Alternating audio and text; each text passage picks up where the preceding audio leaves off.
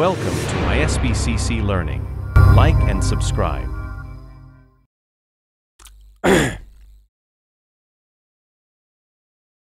Hello, assalamu alaikum dear students. Hope you all are doing well. This is Ahmad Ishfaq from ISBCC Learning, where you enjoy learning the concepts of physics in a simpler way. Am I audible as well as visible? Yes. तो जैसा कि आपको पता है कि हमने start किया है रिलेटिव मोशन क्लास 11th का ज़बरदस्त टॉपिक है, तो उसका हमने एक लेक्चर दिया है। तो आज हम उसी रिलेटिव मोशन के बारे में फिर से बात करेंगे, बट आज होगा इसका दूसरा लेक्चर। तो आज का लेक्चर ज़बरदस्त रहने वाला है। बट आपको मैं ये बताता चलूँ कि जो ये लेक्चर है, जो ये सीरीज़ है, ये जा रही है for the class 11th in the batch Parwaz. तो आज इस परवाज़ बैच का दूसरा लेक्चर है in the segment relative motion. ठीक है, तो मैं थोड़ा बहुत आपको बता दूं कि लास्ट लेक्चर में हमने क्या पढ़ा है। तो मोटे मोटे तौर पे आपको मैं एक बात क्लियर कर दूं कि लास्ट टाइम हमने दो चीज़ें पढ़ी। एक पढ़ा, कुछ फार्मूला पढ़ी थी, दो फार्मूले पढ़ी थी, और दो ज़बरदस्त तगड़े कॉन्सेप्ट पढ़े थे। वो कॉमन सेंस ही है, बट आपको वो यूज़ करना पड़ेगा इधर।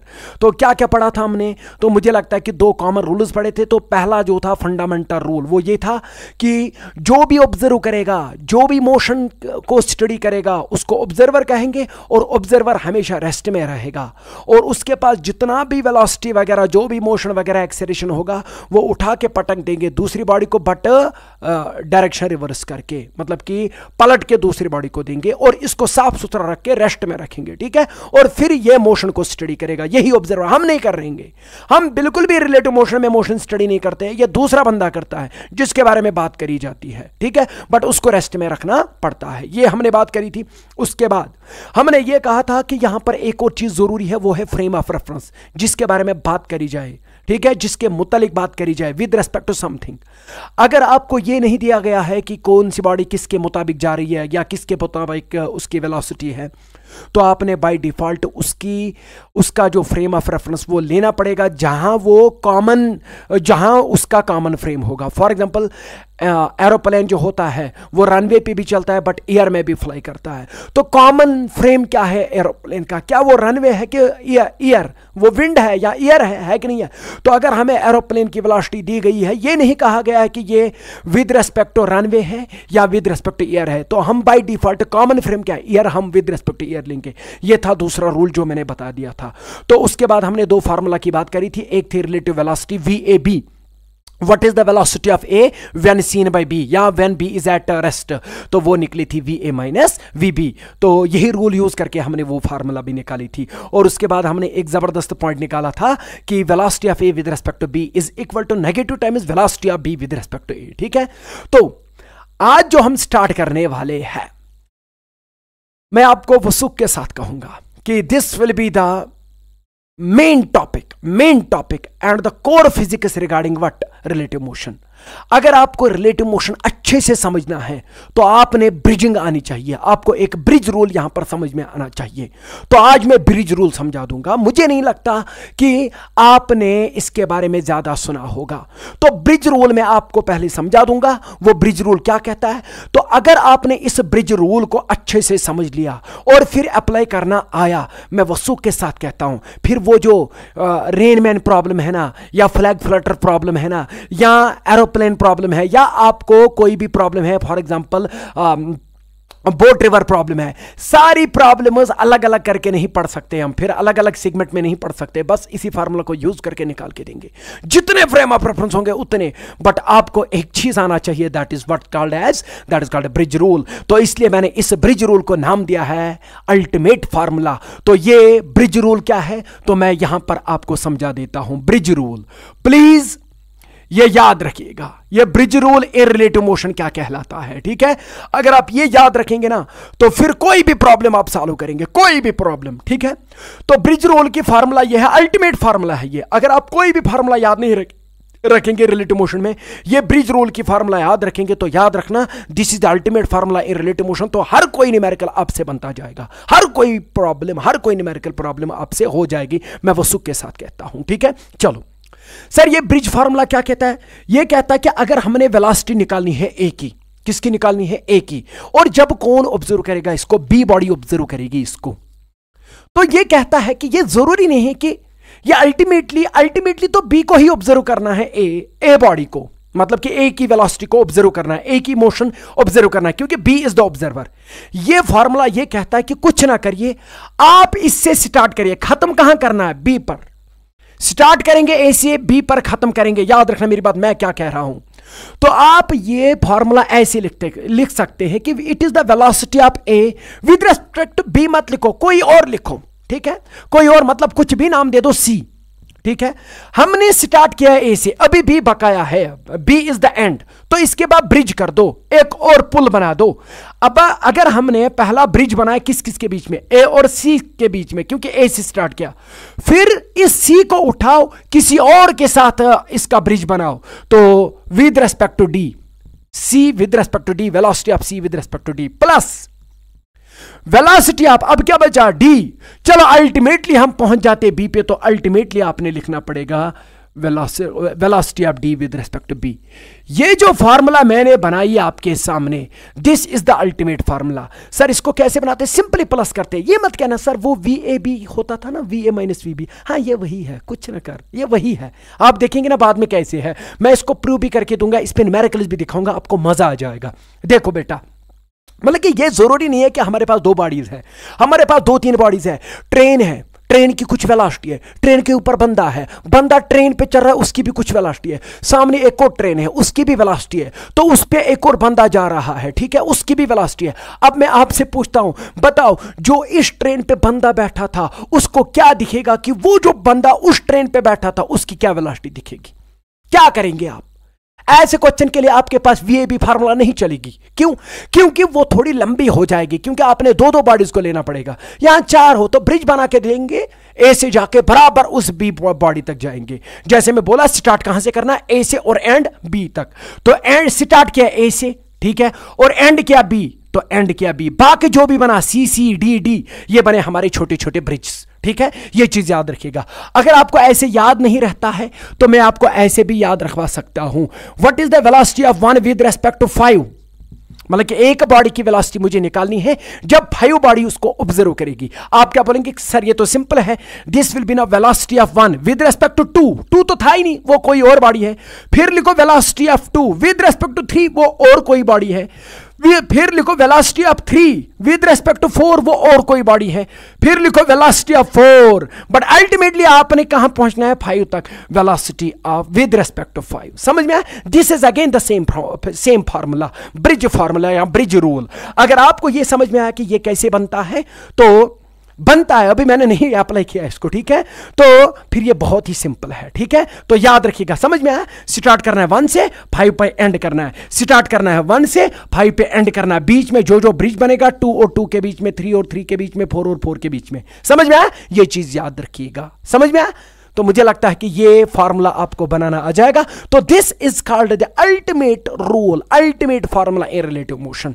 फिर जितने भी फ्रेम्स होंगे तो आप उनको यूज करके आप फटाक से आंसर निकालेंगे। वो जो चोर पुलिस प्रॉब्लम है ना, तो वो 2 सेकंड से निकलेगी। इससे 2 सेकंड से कुछ नहीं करना, बस आपने ये देखना किसकी वेलोसिटी किसके मुताबिक, किसकी वेलोसिटी किसके मुताबिक, वो लिखना पड़ेगा बस।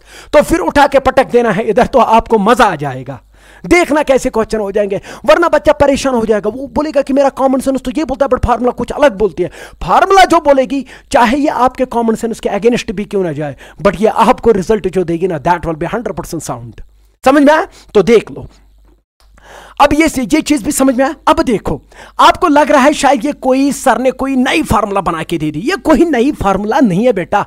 चलो मैं आपको वो फार्मूला बता देता हूं। बताओ वीएबी वेलोसिटी किसके बराबर निकलता था? बताओ, जो हमने पढ़ा था लास्ट टाइम। सर वो तो निकलता था velocity of A plus minus velocity of B. मगर ये किसके मुताबिक होता है? ग्राउंड के मुताबिक, है ना, क्योंकि हम ग्राउंड के मुताबिक बात करते थे। तो मैं कह रहा हूं कि आप क्यों डर रहे हैं इससे? ये कुछ नहीं है, ये वेलोसिटी ऑफ ए बी। अगर हम इस प्रकार से देखेंगे तो ए से स्टार्ट कर, हाँ, ए से स्टार्ट कर, नया फ्रेम लेके आ, कौन सा, ग्राउंड, तो velocity of A with respect to ground plus फिर ग्राउंड उठा, velocity of ground with respect to B. समझ में आया अल्टीमेटली? सर ये कहां बनी ये वाली फार्मूला? ये तो अलग है जो हमने पढ़ी है, velocity of V B is equal to velocity of A with respect to ground minus velocity of B with respect to, ये तो हमने अलग पढ़ी थी। अरे कहां अलग है, ये भी तो ये क्या हमने ये ब्रिज फार्मूला से निकाली है। देख बेटा, so velocity of A with respect to B is nothing, it is velocity of A with respect to ground. What is velocity of G with respect to B? मैंने आपको बोला है कि velocity of A B is equal to minus velocity of B A. अगर B observe करेगा ए को तो ए observe करेगा बी को इनकी जो वेलोसिटीज होगी वो नेगेटिव होंगी। तो बता velocity of ground with respect to B क्या निकलेगा? Minus time is velocity of B with respect to ground. देख बेटा, क्या यही फार्मूला थी जो आपने रट्टा मार के याद रखी थी? वीएजी माइनस वीबीजी, बस ये फार्मूला याद रख, कोई भी फार्मूला निकलेगी, डोंट वरी। ये जो है ना velocity V A B is equal to V A minus V B, अरे ये तो कुछ नहीं है, ये तो सिंपलेस्ट केस है। मैं कह रहा हूं कि जब इस सिंपलेस्ट केस को भी इसका भी सुपर सेट लेना पड़ेगा तो फिर ये वाली फार्मूला याद रख, बस दैट इज इट। प्लस हर जगह यूज करना है। सी लाया अब तो सी को ही अब फिर से लाना पड़ेगा, डी लाया तो डी को ही लाना पड़ेगा। यहां पर देखो जी को लाया मैंने ग्राउंड को, अब ग्राउंड को ही लाना पड़ेगा, बट फाइनली बी तक पहुंचना है। तो फिर कुछ नहीं करना, अगर वी जी बी नहीं दिया गया है, वीबीजी दिया गया है तो माइनस करके लिख, दैट इज इट। समझ में आया? बहुत अच्छा। अब इस पे मैं आपको न्यूमेरिकल्स दिखाऊंगा ताकि आपको मजा आ जाए कि ये रिलेटिव मोशन क्या चीज है और ये ब्रिज फार्मूला क्या है। ठीक है, तो मुझे लगता है कि मैं थोड़ा दूर रहूंगा, आप इसका स्क्रीनशॉट ले सकते हैं या आप नोट कर सकते हैं। ठीक है, होप कि आपने ये लिया होगा। ठीक है, बहुत अच्छा। अब बात समझो, ब्रिज फार्मूला अगर आपको समझ में आ गई, ये किसी किताब में नहीं लिखा गया है तो इसलिए इसको नोट करिएगा। ठीक है बेटा, चलो अब मैं चोर पुलिस प्रॉब्लम भी अभी करा के दूंगा यहीं से। चलो पहले प्रॉब्लम एक करते हैं। ठीक है, वो क्या है? सपोज मेरे पास एक ट्रेन है। क्या है? ट्रेन। सपोज ये एक ट्रेन है। ठीक है, हाँ,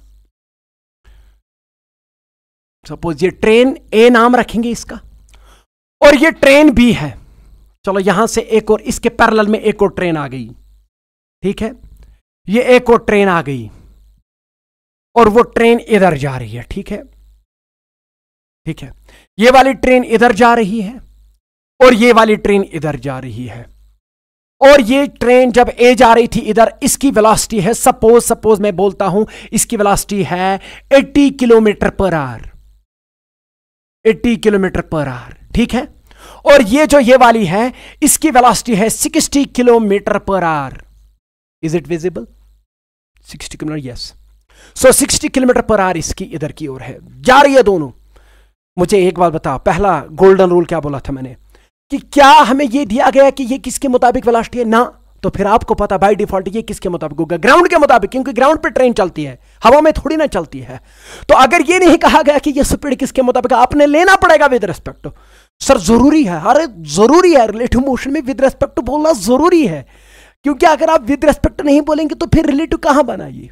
क्योंकि आप रिलेटिव का मतलब कि दूसरे के मुताबिक, तो यहां दूसरे के मुताबिक बोलना पड़ेगा।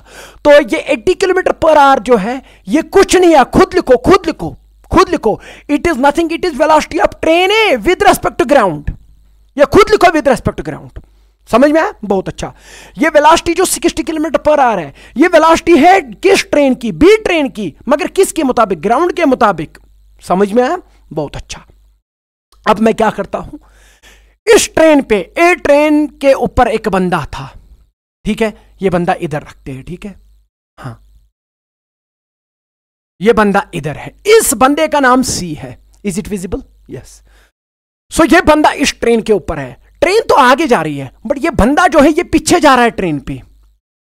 मतलब ट्रेन के रूफ पे चढ़ा और ट्रेन जा रही है इधर, ये उस रूफ के अपोजिट डायरेक्शन में चला। मतलब कि रूफ इधर जा रहा है, ट्रेन इधर जा रही है और बंदा इसके ऊपर उधर जा रहा है। ठीक है, कोई भी प्रॉब्लम आप बना सकते हैं। सपोज ये बंदा जब जा रहा था आगे, ये जा रहा है with 10 kilometre per hour, 10 kilometre per hour. ठीक है, अब मुझे एक बात बताओ, इसकी जो ये वेलोसिटी है ना 10 किलोमीटर पर आवर, क्या मैंने बोला कि ये किसके मुताबिक है? हाँ, साफ साफ दिखाई दे रहा है। नो, मैंने नहीं बोला कि ये किसके मुताबिक, बट साफ साफ दिखाई दे रहा है ये 10 किलोमीटर पर आवर इसकी जो वेलोसिटी है इस सी बंदे की, ये तो विद रेस्पेक्ट टू ट्रेन है क्योंकि ट्रेन के ऊपर जा रहा है ये, ठीक है। तो what is this 10 kilometre per hour? This is velocity of बंदा सी विद रेस्पेक्ट टू ट्रेन ए। ये चीज भी याद रखिए, नाम देना पड़ेगा इधर। अगर आप नाम नहीं देंगे ना तो याद रखना काम नहीं बनेगा। इधर नाम देना पड़ता है कि किसकी वेलोसिटी किसके मुताबिक, ठीक है। ये बोलना, ये लिखना पड़ेगा। जब आप लिखेंगे तब जाके ब्रिज फार्मूला बहुत आसान करके आंसर देगा और उसमें कहीं पे भी एरर नहीं होगा। That is totally errorless. So अब ये इधर जा रहा है। अब मैं आपसे एक क्वेश्चन पूछता हूं, देखो अब क्या क्वेश्चन बन रहा है। Find velocity of man, find velocity of man. इस बंदे की वेलोसिटी निकालिए जब ये ट्रेन का ड्राइवर देख रहा होगा या पायलट देख रहा होगा। ये ट्रेन भी जो है ना, यहां पर जो पायलट बैठा है उसको इस बंदे की ओर नजर पड़ी, जबकि वो ट्रेन जा रही, उसकी ट्रेन जा रही है, उसको इस ट्रेन के ऊपर बंदा दिखाई इधर जा रहा है। तो मुझे बताओ इस ट्रेन के ड्राइवर को, यानी कि इसके पायलट को, वैसे पायलट ही बोलना चाहिए, इसके पायलट को क्या दिखेगा, उसकी क्या वेलोसिटी होगी और उसको क्या लगेगा कि उसकी डायरेक्शन किधर की ओर होगी, ठीक है। बहुत अच्छा। सो हमने निकालनी है velocity of man seen by pilot of train A, sorry of train B.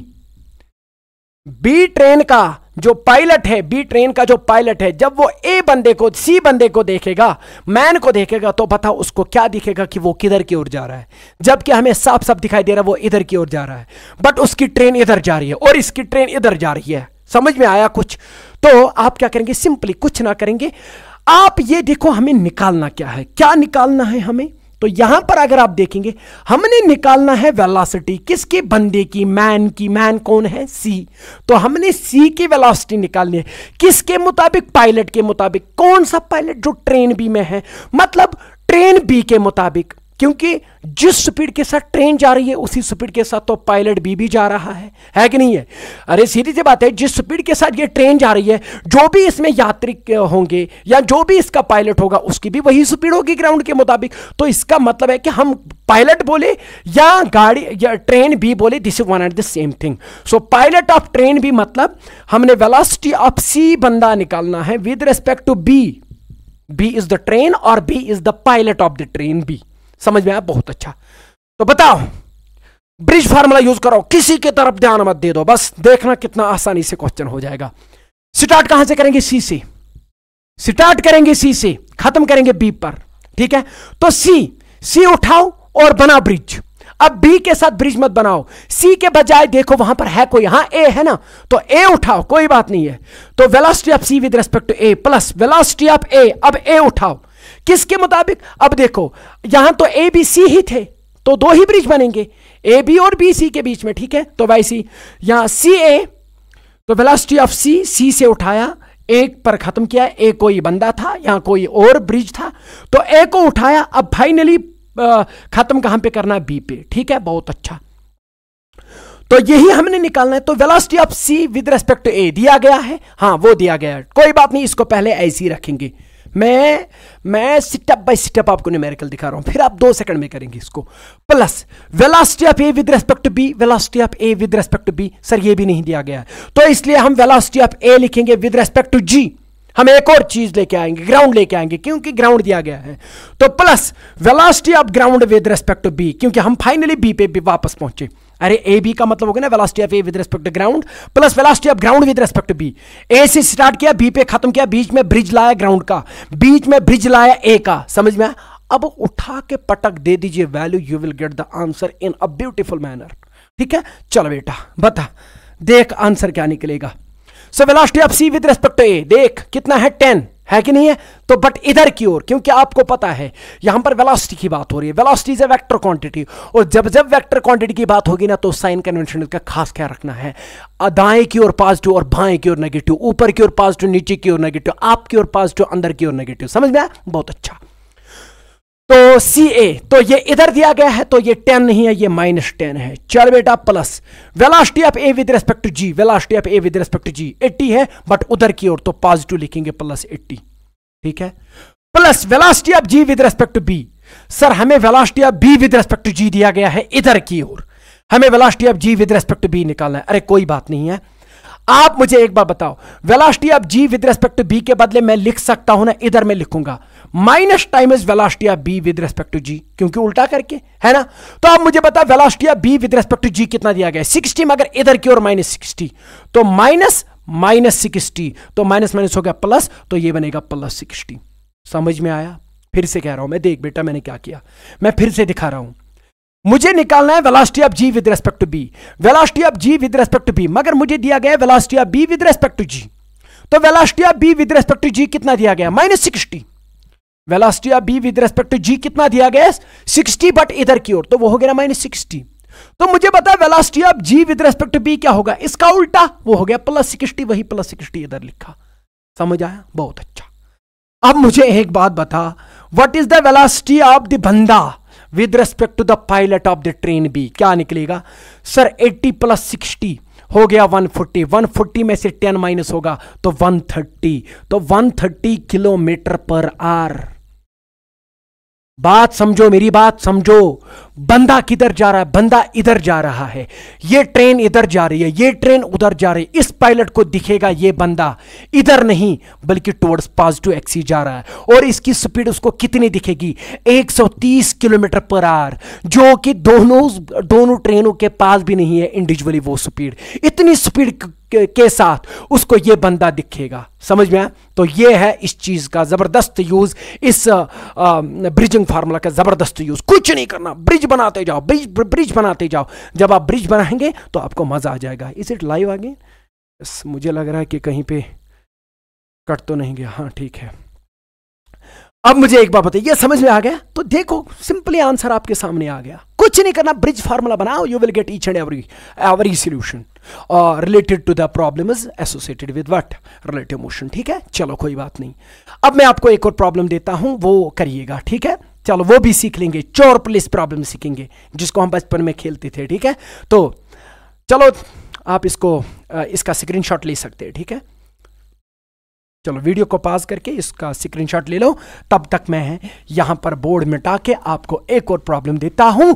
किसके मुतालिक? इसी ब्रिज फार्मूला के मुतालिक। अरे कोई भी, मतलब कि रिवर बोर्ड प्रॉब्लम, अरे कुछ भी, कोई भी प्रॉब्लम हो ना, ब्रिज रिलेशन से निकलेगा, ब्रिज फार्मूला से निकलेगा। ठीक है, आपको बस एक चीज आना चाहिए, ब्रिजिंग आनी चाहिए।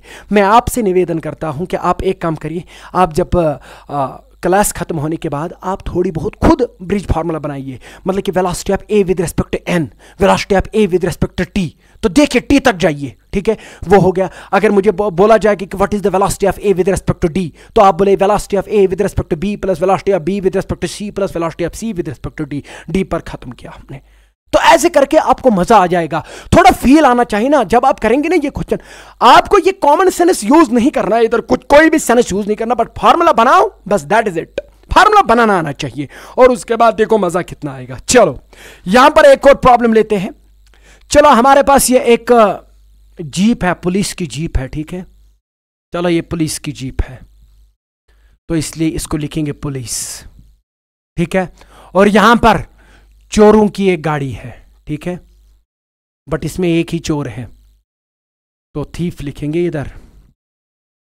ठीक है, वो जा रहा है आगे, उसने बहुत तेजी के साथ स्पीड बढ़ा दी। उसने क्या स्पीड रखी? चलो उसने स्पीड रखी 120 किलोमीटर पर आवर। अच्छी खासी स्पीड है उसके पास। ठीक है, बट पुलिस के पास जो स्पीड है, उनके पास जो व्हीकल है, इसकी स्पीड उतनी नहीं थी, बट ये भी उसके पीछे जा रहे हैं। ये कहां मानेंगे, ये तो छोड़ेंगे नहीं उसको। तो इन्होंने क्या किया? इन्होंने स्पीड अपनी गाड़ी की बढ़ा दी, और इनकी बढ़ गई 80 किलोमीटर पर आवर। ठीक है, कब मिलेंगे ये? कभी भी नहीं मिलेंगे। सीधी सी बात है, वो जा रहा है 120 से और ये पीछे पीछे जा रहा है 80 से, कहां मिलेंगे? है ही नहीं। तो अब क्या होगा? तो यहां से एक पुलिस वाले को पता चला, नहीं हम नहीं मिल सकते, इसकी गाड़ी की स्पीड बहुत तेज है। तो उसने क्या किया? उसने अपना गन बाहर निकाला। ठीक है, और उसने जो गन यहां से निकाला, ठीक है मैं थोड़ा ऐसे बना दूंगा, और उसने यहां से बुलेट फायर कर दी।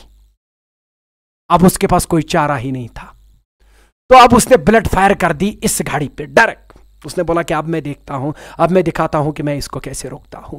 तो उसने बुलेट को मारा इधर, ठीक है, और उस बुलेट को उसने वेलोसिटी दे दी, यानी कि जब वो फायर निकला वहां से बुलेट, यहां पर मैं लिखता हूं बुलेट, ठीक है, और बुलेट की मजल वेलोसिटी जो है वो थी suppose that is 160 kilometre per hour, ठीक है, 160 किलोमीटर पर आवर स्पीड से यहां से एक बुलेट निकली।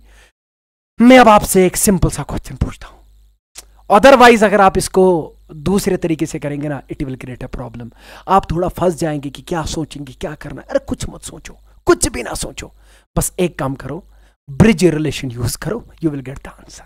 तो क्या है, हमें अब क्वेश्चन यहां पर मैं देता हूं आपको कि what is the velocity, what is the velocity या what is the speed, velocity ही बोला या स्पीड, कोई बात नहीं है, what is the speed with which bullet hits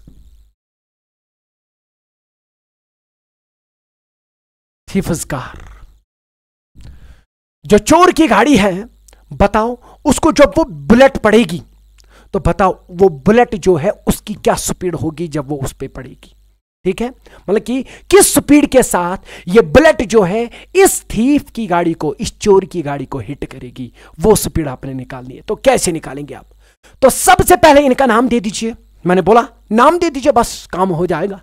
सो बताओ ये किसकी वेलोसिटी है, थीफ की, चलो टी हो गया थीफ, तो वेलोसिटी ये थीफ की गाड़ी है, तो इसकी स्पीड कितनी है, 120 किलोमीटर पर आवर। चलो हम किससे लिखते हैं, ये हो गया वेलोसिटी ऑफ थीफ की कार, मगर किसके मुताबिक? अरे वो कहां चलेगी कार, हवा में चलेगी, पानी पे ना, तो किधर, ग्राउंड पे, तो ग्राउंड पे, तो ये लिखना पड़ेगा। So this is nothing, this is what, this is velocity of thief's car with respect to ground. अच्छा, जब पुलिस ने अपनी गाड़ी चलाई, मुझे एक बात बताओ, उनकी जो गाड़ी है बताओ उसकी वेलोसिटी कितनी है, 80 किलोमीटर पर आवर। तो ये क्या होगा, ये हमारे लिए होगा वेलोसिटी ऑफ पुलिस, यानी कि वेलोसिटी ऑफ पुलिस की कार विद रेस्पेक्ट टू किसके मुताबिक, ग्राउंड के मुताबिक। बहुत अच्छा हो गया ये भी। अब मुझे एक बात बताओ, वो जो बुलेट ऊपर जा रही है वो कहां पे है, वो तो लोड की गई है ना इस पुलिस की जीप पे, तो ये जो वेलोसिटी है ये किसकी वेलोसिटी है, बुलेट की, मगर किसके मुताबिक, जीप के मुताबिक, यानी कि पुलिस कार के मुताबिक, क्योंकि वो ग्राउंड से फायर नहीं की गई है, वो कार से फायर की गई है। तो इसलिए सो ये वाला जो है, ये वाली speed, this is velocity of bullet, है कि नहीं है, मगर विद रिस्पेक्ट टू पुलिस की कार, ठीक है। मुझे लगता है कि मैंने इनका नाम दे दिया, वंस आपने नाम दे दिया तो काम हो गया, ठीक है। चल बेटा अब देख, ये नाम जितने भी हमने दे दिए ना, बड़ा ब्रिजिंग फार्मूला। बता अब क्वेश्चन क्या है, क्वेश्चन है what is the speed with which bullet hit is the thieves car. हमने किसकी स्पीड निकालनी है, बुलेट की, किसके मुताबिक, थीफ की कार के मुताबिक, क्योंकि वो उसी को हिट कर रही है। तो मुझे लगता है कि हमें क्या निकालना है, सीधे बोलो क्या निकालना है हमें निकालनी है वेलोसिटी ऑफ बुलेट, निकालनी है speed of bullet with which it hit is the thieves car. What is the speed with which bullet hit thieves car, हाँ ये भी सही है।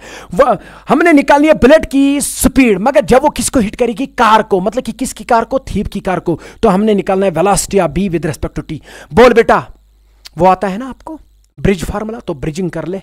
तो स्टार्ट कहां से करेंगे, बी से, तो velocity of B with respect to T नहीं लिखेंगे, क्या है कोई और, हाँ पी है ना सर, पी भी है इधर, तो बाकी देखो बाकी कौन है वो लिखो, पी भी है और जी भी है। अरे बाबा समझो, एक है पी, हो गया पुलिस, दूसरा है क्या, थीफ, हो गया टी, तीसरा है बी, हो गया बुलेट, और चौथा है जी, हो गया ग्राउंड। हमने कहां से स्टार्ट करना, बी से स्टार्ट करना, यहां से हमने स्टार्ट करना, तो बी से स्टार्ट करेंगे, फाइनली कहां पहुंचना है, टी तक, तो टी तक पहुंचना है। तो बीच में कौन कौन के, किस किस के बीच में ब्रिज बनेगा, पी और जी के बीच में, बस दैट इज इट, फटाक से क्वेश्चन हो जाएगा। तो मुझे पता चल गया कि यहां पर एक ब्रिज बनेगा, फिर एक और ब्रिज बनेगा, फिर एक और ब्रिज बनेगा, अल्टीमेटली मैंने टी तक पहुंचना है कि नहीं है। तो बता, velocity of B with respect to P, या velocity of P B with respect to G बोल सकते, तो velocity of B with respect to P plus velocity of P with respect to G plus velocity of G with respect to T. वापस आ गए, समझ में आया ये सब। आप बस ये देखो कौन कौन फ्रेम है यहां पर, ग्राउंड है, थीफ है, पुलिस है, बुलेट है, चार है ना। तो एक से स्टार्ट करना पड़ेगा, दूसरे पे एंड करना पड़ेगा, तो बीच में कितने आए, दो, तो उन दो के साथ दो ब्रिज बनाओ, ये बन गया, ये बन गया एक ब्रिज, देखो पी पी और जी जी ब्रिज बन गया। तो स्टार्ट किया बी से और फाइनली एंड किया टी पे। मुझे नहीं लगता कि कोई क्वेश्चन ऐसा होगा जो आपको परेशान करेगा। Once you know the bridge formula, समझ में आया? तो मैं मिटा दूं इसको, ठीक है, आप इसको नोट कर सकते हैं स्क्रीनशॉट लेके। चलो अब बात समझो, अब देखो फटाक से आंसर क्या निकलेगा, बस वैल्यू डालनी है। What is the velocity of B with respect to P? What is the velocity of B with respect to B? Velocity of B with respect to P 160 उधर की ओर, तो plus 160 plus velocity of P with respect to G, velocity of P with respect to G, velocity of P with respect to G आगे की ओर 80, तो plus 80। What is the velocity of G with respect to T? Velocity of G with respect, नहीं हमें दिया गया है velocity of T with respect to G, वो कितना है 120 आगे की ओर। मुझे बताओ हमें जी टी चाहिए, हमें टी जी दिया गया है, तो क्या करेंगे इसका उल्टा कर देंगे, तो वो निकलेगा पीछे की ओर -120। ठीक है, बहुत अच्छा। तो मुझे बताओ what is velocity of VT? देखो सारे वैल्यू आपके सामने, हो गया क्वेश्चन, दैट इज इट। क्यों परेशान हो रहे हो? तो 160 में से 120 माइनस करेंगे तो 40 बच्चा, तो 40 प्लस 80 हो गया 120, that will be the answer. So 120 kilometre per hour इस स्पीड के साथ वो क्या करेगा, चोर की गाड़ी को हिट करेगा वो बुलेट, जबकि वो उसकी स्पीड कितनी थी 160। समझ में आया? तो सीधी सी बात है, ये क्लियर हो गया? हाँ, ये चीज आपको याद रखना पड़ेगा। कोई बोलेगा नहीं सर इस 160 में से 80 माइनस करेंगे, तो जब 160 में से 80 माइनस करेंगे तो 80 निकलेगा, क्या ये 80 से हिट करेगा इसको? नहीं करेगा। सर फिर 120 में से वो 80 माइनस करेंगे, क्या फिर 40 निकलेगा? अरे देख लें आंसर क्या है।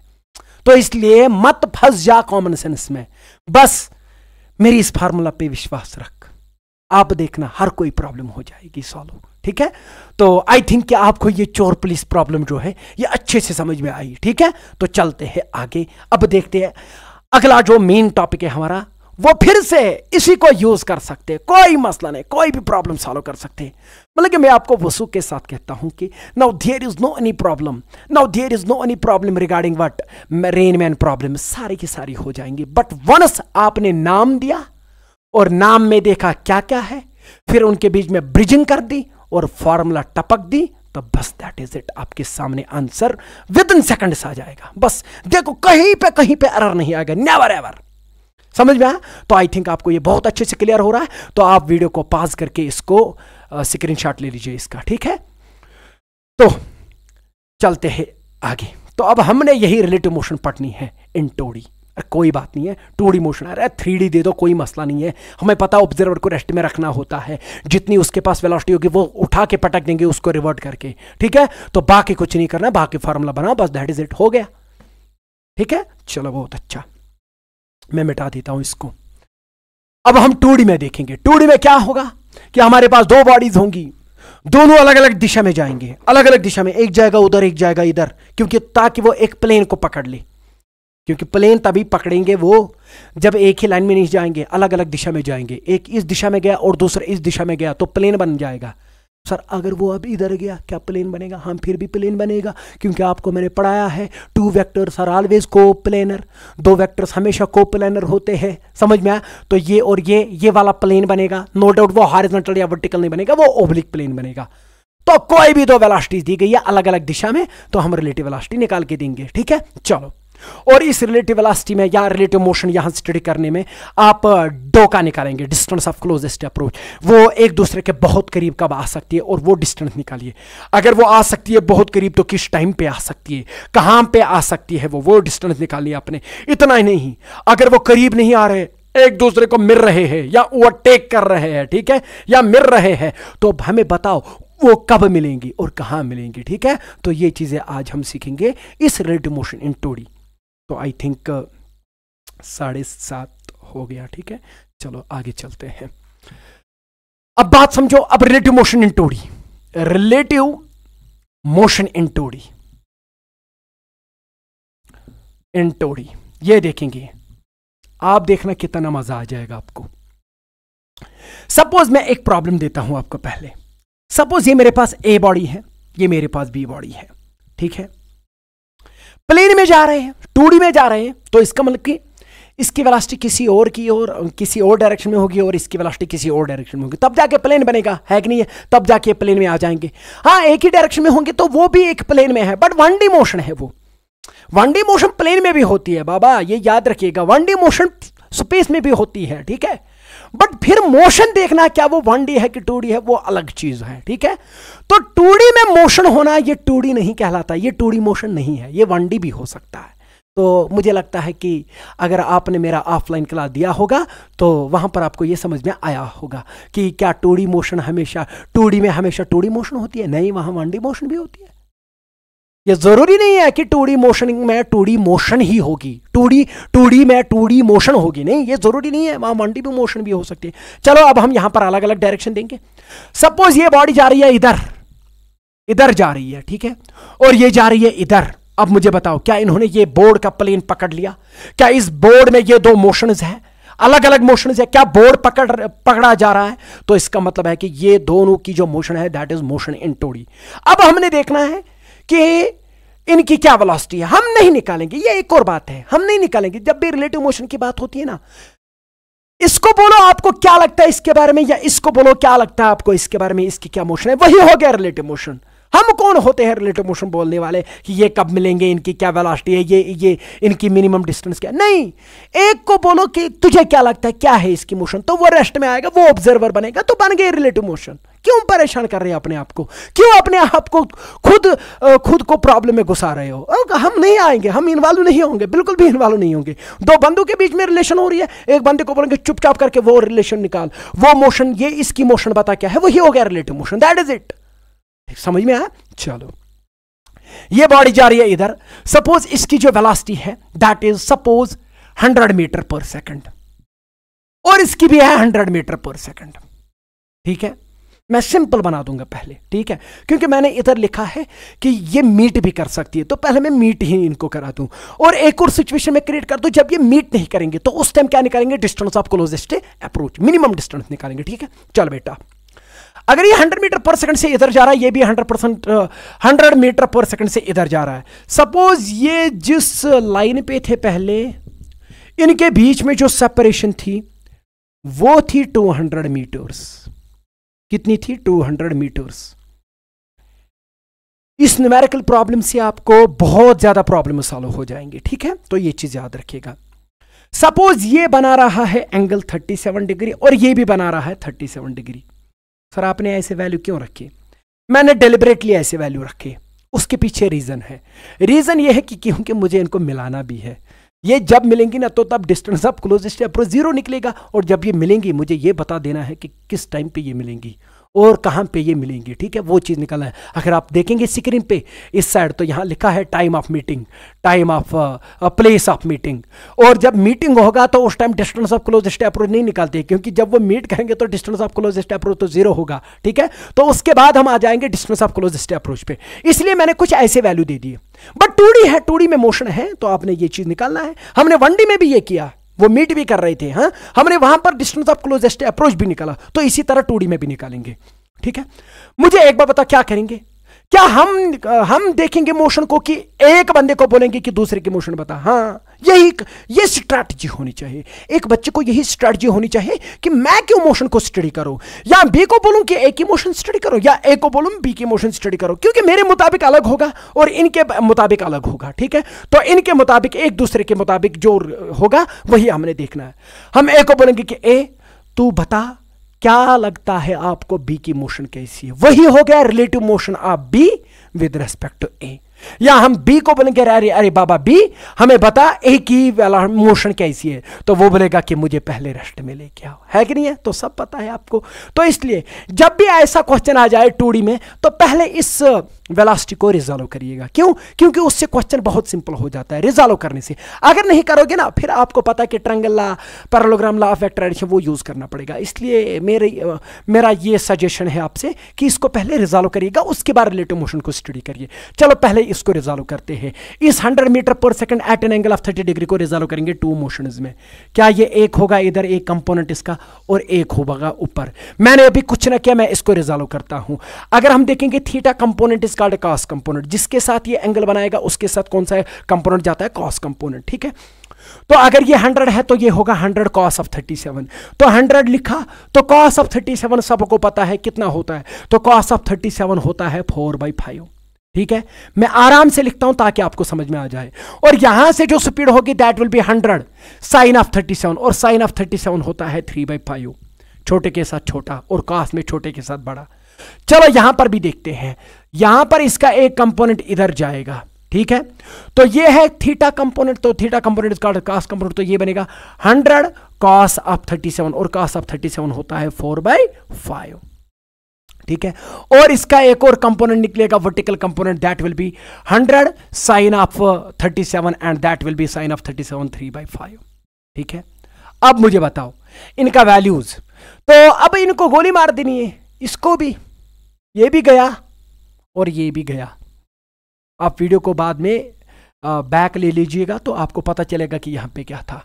क्यों मैंने मिटाया है इसको, क्योंकि मैंने अब इसको रिजॉल्व करके दे दिया। अब आप उसको भी लेंगे तो फिर तो और प्रॉब्लम हो जाएगी। जिसको आपने तोड़ा फिर से आपने उसको ले लिया, जिसको आपने तोड़ा क्या वो रहेगा, फिर कहां रहेगा, तोड़ के दिया हमने उसको, तो आप अगर उसको फिर से लेंगे ना तो that will be your problem, ठीक है। तो इसलिए मैं हटा ही दिया उनको, क्योंकि उनके बदले ये दो बंदे आ गए। अब देखो अब आसान है ये 100 520 हो गया 100, तो 20 into 3 हो गया 60, तो ये बन गया 60, ठीक है। आराम से मैं करता हूं, तो 520 हो गया 100, 20 into 4 हो गया 80, तो हो गया ये वाला भी 80 मीटर पर सेकंड।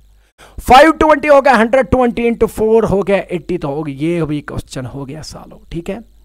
मैं एयर में भी कैलकुलेशन कर सकता हूं, बट मैं आपके लिए सिंपल करता हूं। 520 हो गया 100, 20 into 3 हो गया 60, ठीक है। अब बता, ये हब इनके साथ, ये है अब इनकी वेलोसिटीज। अब हमने ए को बोलना है कि बता बी की मोशन क्या है, क्योंकि वही हो गया रिलेटिव मोशन।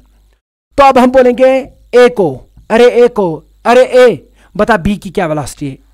बोलेगा बी की वेलोसिटी मेरे मुताबिक जो होगी VBA, वो क्या होगा, सिंपली मैं फार्मूला नहीं लिखूंगा, मैं डायरेक्ट कॉन्सेप्ट यूज करूंगा।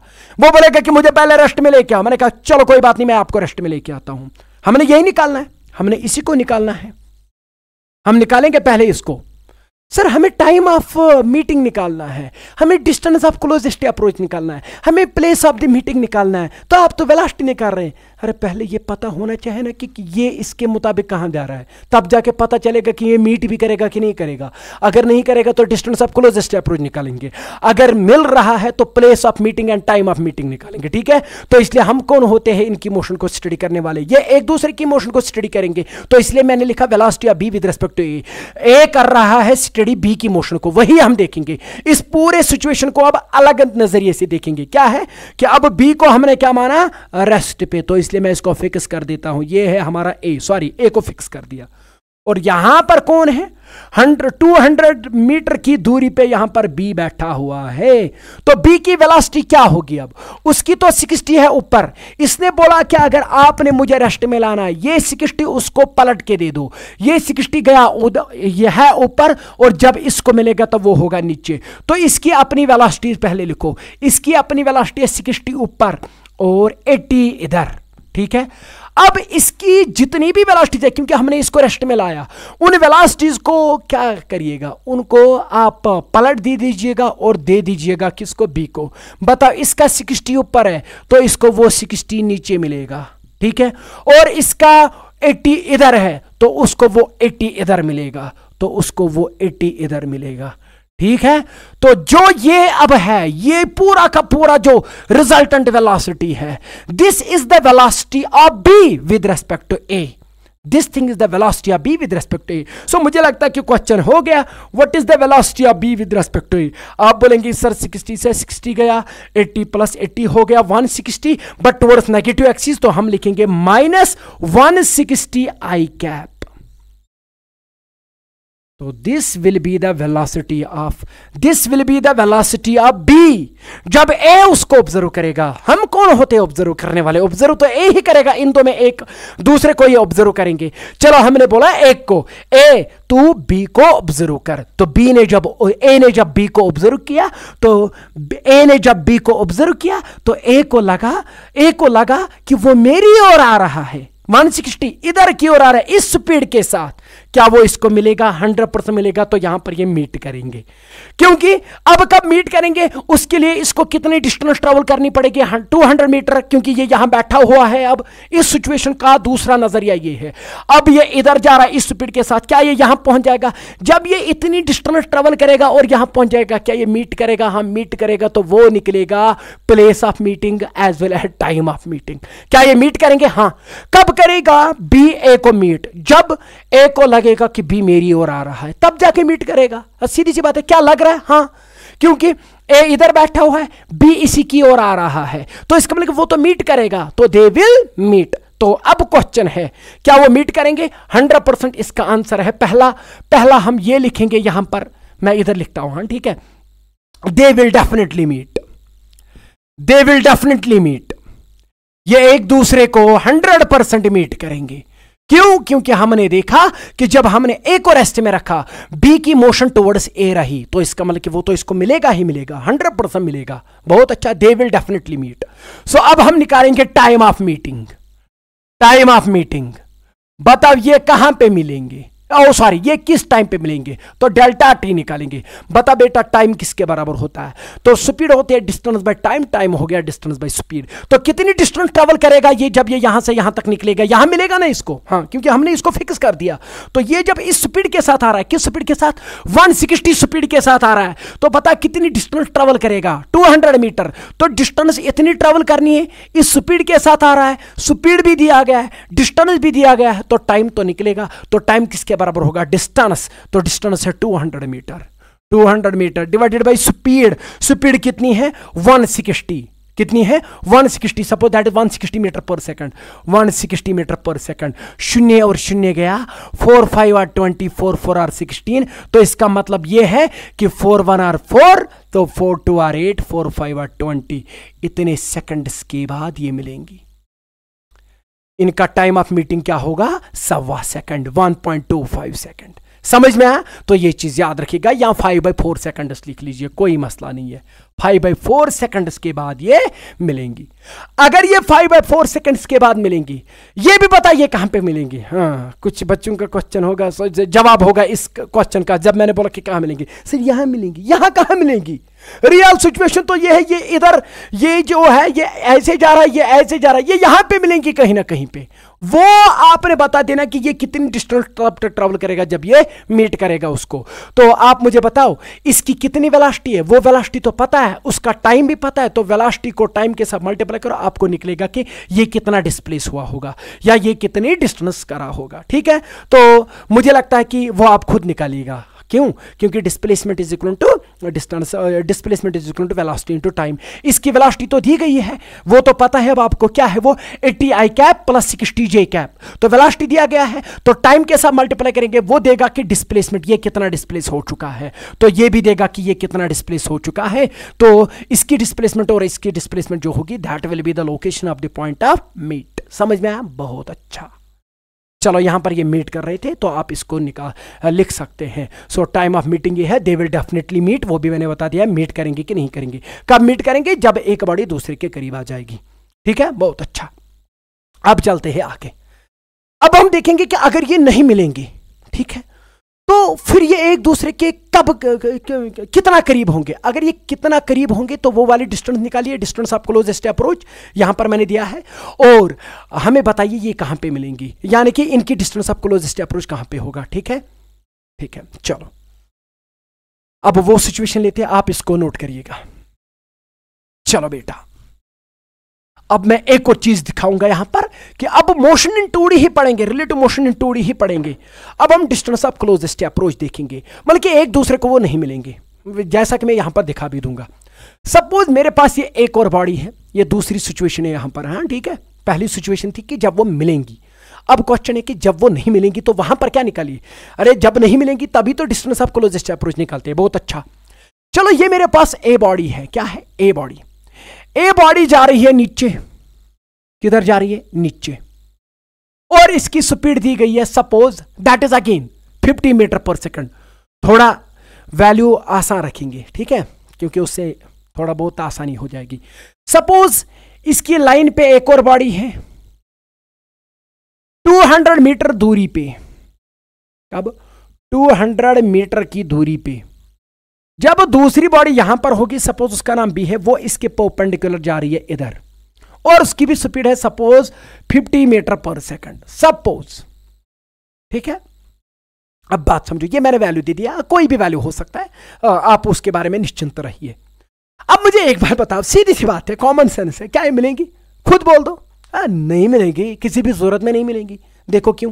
क्योंकि जब ये बॉडी, ए बॉडी ऊपर से निकलेगी, ये t इक्वल टू 0 पे सिचुएशन है, t इक्वल टू 0, और यहां पर भी t is equal to 0, situation ये है।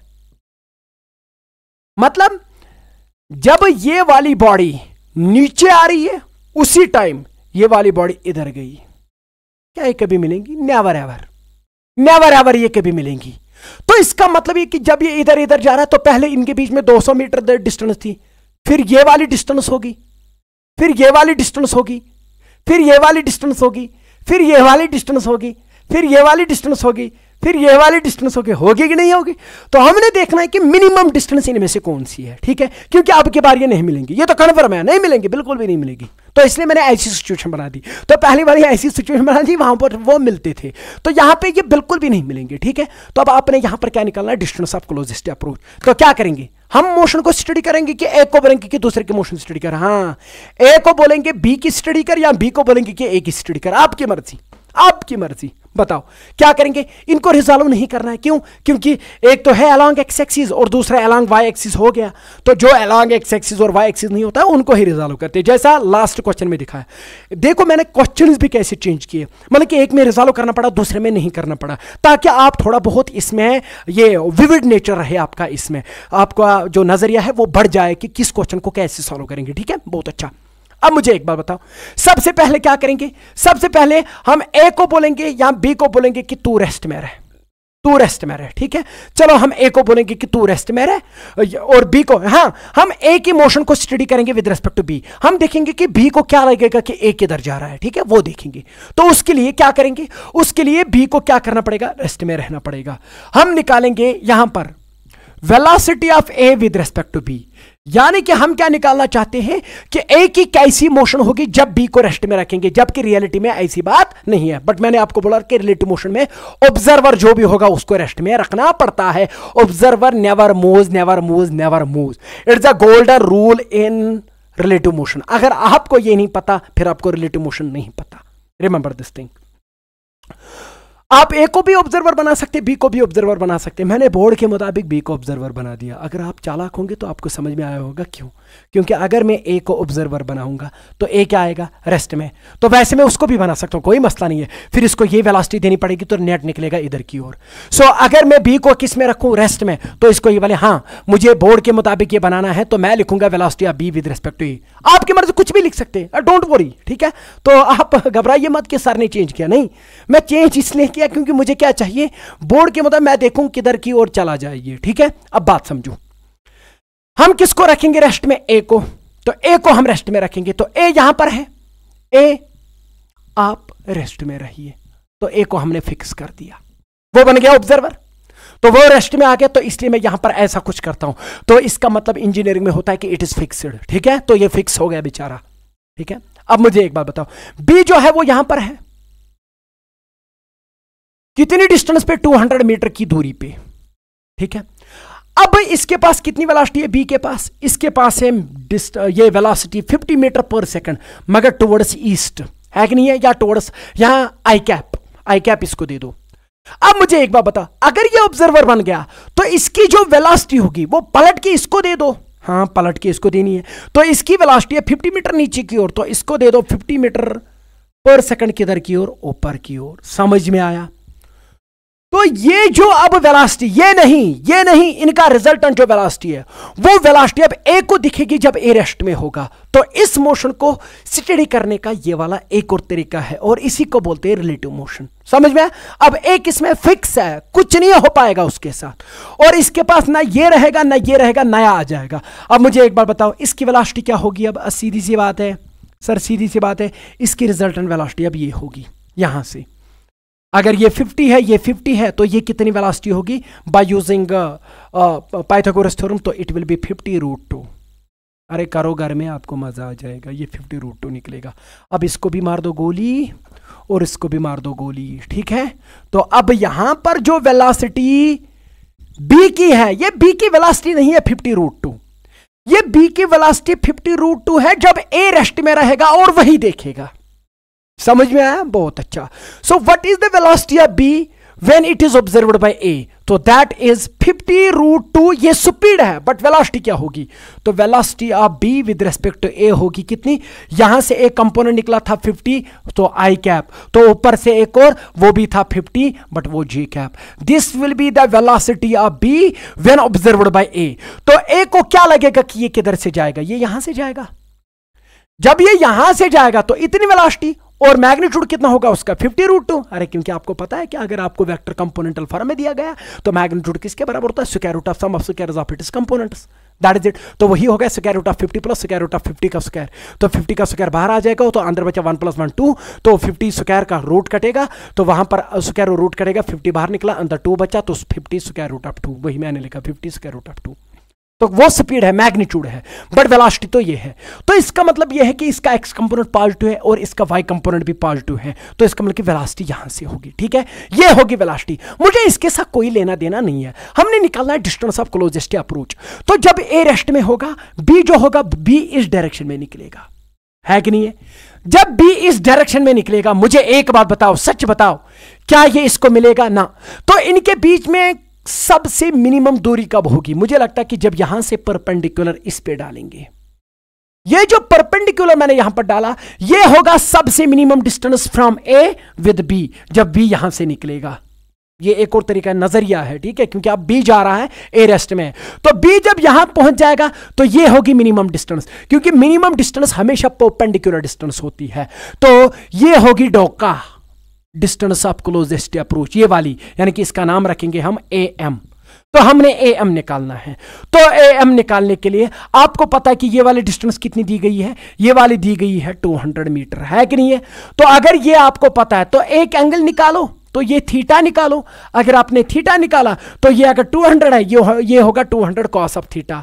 अगर ये थीटा नहीं निकाला, ये निकाला, तो ये होगा 200 कॉस ऑफ थीटा, ये होगा 200 साइन ऑफ थीटा। सिंपल सी बात है। तो थीटा वेलोसिटी से निकलेगा, ठीक है। अब हमने ये ए एम निकालना है, डिस्टेंस ऑफ क्लोजेस्ट अप्रोच, तो हमने निकालना है डोका। तो बता मुझे डोका यहां पर किसके बराबर है? ए एम के बराबर। तो वो किसके बराबर होगा? मुझे लगता है ए एम होगा ए बी का कॉस कंपोनेंट। या आप पहले थीटा निकालो थीटा, आपकी मर्जी, ये वाला थीटा निकालो या ये वाला, क्योंकि ये 90 है। अब बात समझो, थीटा कहां से निकलेगा? वो वेलोसिटी से निकलेगा। ये कितना इधर 50 और ऊपर कितना है 50, तो परपेंडिकुलर भी 50 है और बेस भी 50 है, ठीक है कि नहीं है? तो मुझे बताओ ये एंगल कितना निकलेगा? Perpendicular divide by base, tan theta is equal to perpendicular divide by base. तो मुझे बताओ ये कितना निकलेगा? tan theta is equal to 50/50, 50/50 हो गया 1, तो theta is equal tan theta is equal to 1 और theta is equal to 45 degree. तो इसका मतलब कि यहां पर जो एंगल बनेगा वो 45 डिग्री बनेगा, तो ये भी बनेगा 45 डिग्री। तो इसका मतलब कि ये भी होगा 45 डिग्री, क्योंकि ये 90 है, ये 45, अरे ये 45, तो ये भी 45, बस हो गया, ये क्लियर हो गया। तो ये 50√2 बाद में लिखो, तो इधर लिखो 45 डिग्री, वो जरूरी नहीं है, वो मैग्नीट्यूड यहां से निकलेगा। समझ में आया? ये 45 डिग्री मैंने कहां से निकाला? वो वेलोसिटी से निकलता है, ये चीज याद रखिएगा। कोई बोलेगा कि डिस्टेंस ऑफ क्लोजेस्ट अप्रोच के लिए ये वेलोसिटी निकालना जरूरी है। हाँ जरूरी है, क्योंकि इससे एंगल निकलेगा और एंगल आपको बता देगा कि वो कहां से जा रहा है, ठीक है। तो देखो, क्योंकि जब आपने ये वाली डिस्टेंस है, ये वाली वेलोसिटी है, इस डायरेक्शन में वो जाएगा, तो ये जो होगा ये होगा velocity of B with respect to A, है कि नहीं है? तो परपेंडिकुलर यहां पर ये जो है ये तो है 50 और ये भी है 50, तो ये 50 ये 50, तो थीटा ये जो होगा ये होगा 50, tan थीटा होगा परपेंडिकुलर डिवाइड बाय बेस, 50/50 वो हो गया 1, tan थीटा हो गया 1, तो थीटा हो गया 45, ये हो गया 45, बट ये पूरा 90 है, तो जब ये 45 तो ये भी 45, ये 45 तो ये भी 45, क्योंकि ये यहां पर एक और राइट ट्रायंगल बन रहा है, देखो। तो अब मुझे एक बात बताओ, अगर आप इसको थीटा मानेंगे कोई बात नहीं, तो ये 200 है, तो ये क्या होगा 200 cos ऑफ 45, तो आंसर होगा 200 cos ऑफ 45 डिग्री। याद रखना, फिर से मैं बता दूं, सिंपल केस है, डोका को निकालना बहुत आसान है। डिस्टेंस जो होगी उसका साइन कंपोनेंट या कॉस कंपोनेंट होगा, ये डिपेंड्स अपन कि आप कौन सा एंगल ले रहे हैं। तो एंगल आपको बिना वेलोसिटी के नहीं निकलेगा, रिमेंबर दिस थिंग। तो इसलिए रिलेटिव वेलोसिटी निकालना है। तो 200 तो 200 लिखा, तो कॉस 45 होता है 1/√2, तो 2/√2 होता है √2 और बचा इधर 100।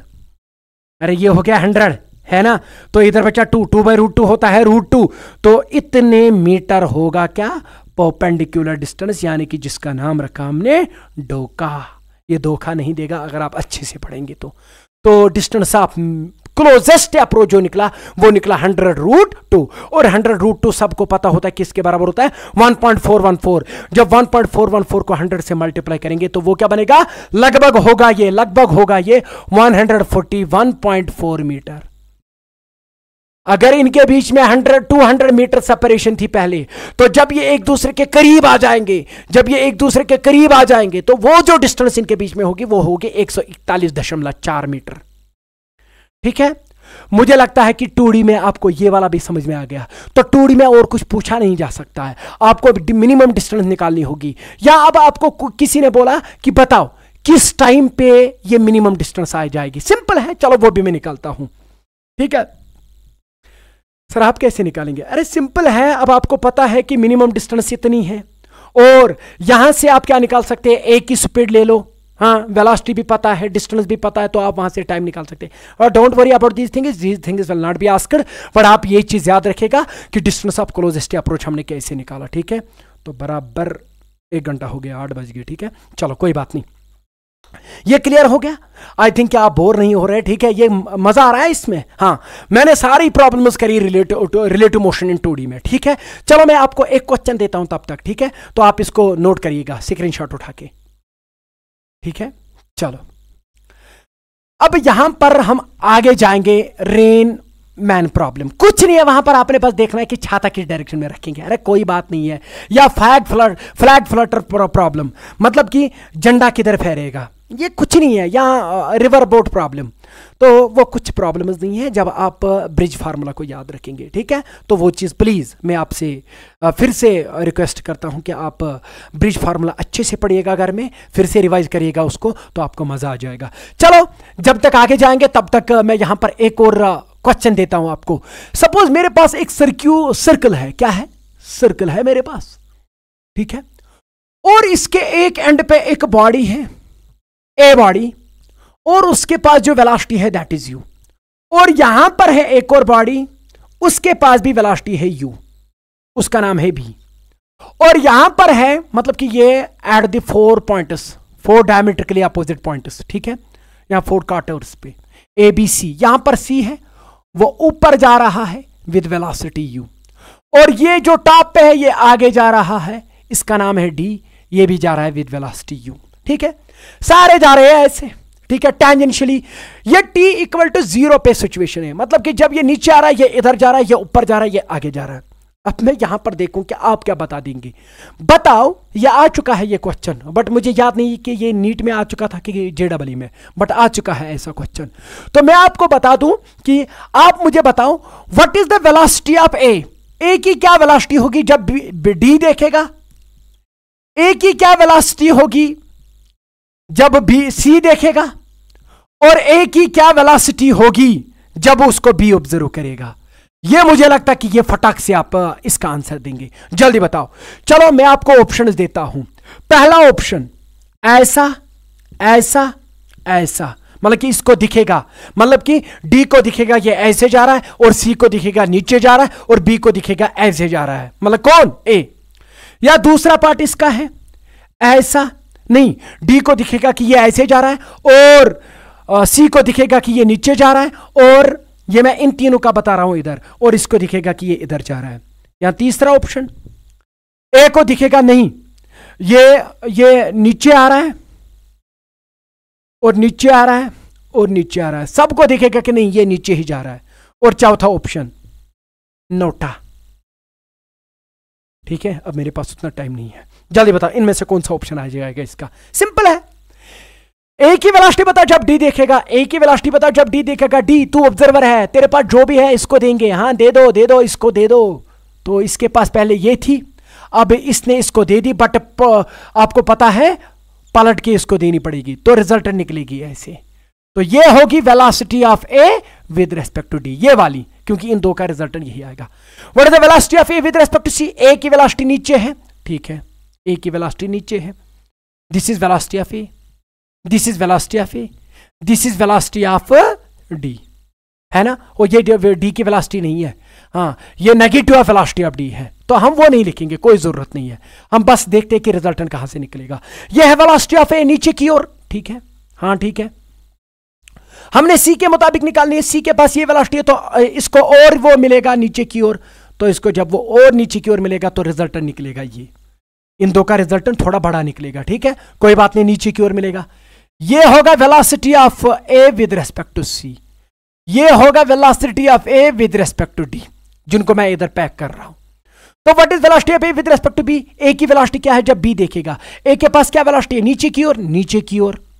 और जब बी इसको ऑब्जर्व करेगा, बी के पास जो भी होगा पलट के उसको दे दीजिए, तो इसको दे दीजिए, तो इसके पास ये वाली वेलोसिटी मिलेगी, क्योंकि इसके इधर की ओर है तो इस पे इधर की ओर मिलेगी, तो रिजल्टेंट मिलेगी इधर। तो ये वाली जो वेलोसिटी होगी, this is the velocity of A, जब कौन देखेगा? जब देखेगा बी। मुझे बताओ इन तीन ऑप्शन में से कौन कौन लग रहा है?